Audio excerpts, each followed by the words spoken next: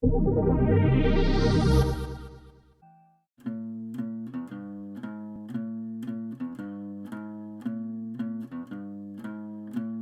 we're looking at a 1970s bungalow that we've re-insulated. We've put in new windows. We've daylighted the building by putting in these solar tubes on the roof. And then in front of it, we've got a food forest. Both sides are food forests, so everything in there is edible or medicinal. Over the course of the year, these systems do not require any supplementary city water to keep going. I'm standing on top of a rain tank right here, and it's actually a standard ICU tank that you'll find anywhere around the world. There's a couple of small little differences in how we will harvest rainwater in the cold climate here.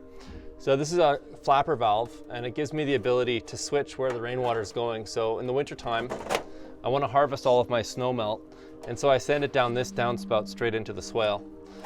In the summertime, I want to hold a bit of the water back because that's how I irrigate my salad crop. So the water comes down through here, through this rain head. This is just a standard rain head that you'd find at any rainwater harvesting shop, globally actually. And this little screen here just filters off any debris. The water then flows down into the first flush diverter and then into the tank. First flush of water gets captured in this first flush diverter here, and about 6 liters is diverted off of the roof before any water actually comes into this tank right here. So that just makes sure that all the dirty water does not end up in the tank. Because this is a retrofit, we actually had to build a custom overflow for the tank here, and so all the water comes up. The water in the tank will actually come to about this level here before it overflows down into the swale here.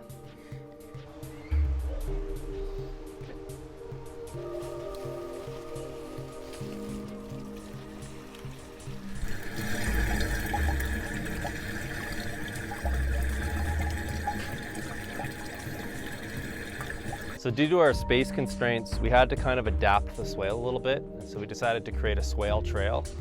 And so both elements are actually integrated together. Some of the things that the swale trail allows us to do is harvest water passively like a conventional swale, but we can also gain access to all of the places within the food forest.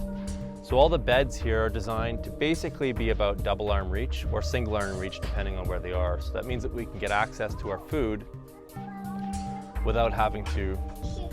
I want to get some raspberries. You want raspberries? Yeah. Okay. No.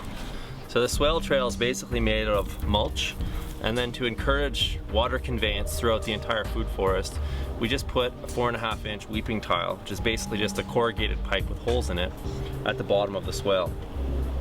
The swale itself is connected into the rain tank overflow, and the rain tank is connected into the gutter. And this swale trail will harvest roughly about 20,000 liters a year. All right, to enhance the water harvesting potential of this side of the food forest, we wanted to bring in some additional water. So we actually went to talk to our neighbors, and they were really nice to let us have access to this downspout. So this downspout connects into a corrugated pipe and transitions over to perforated corrugated weeping tile, which then comes underneath the swale trail. And this has been connected now for about 3 months. And you can really feel the moisture levels coming up in the mulch here.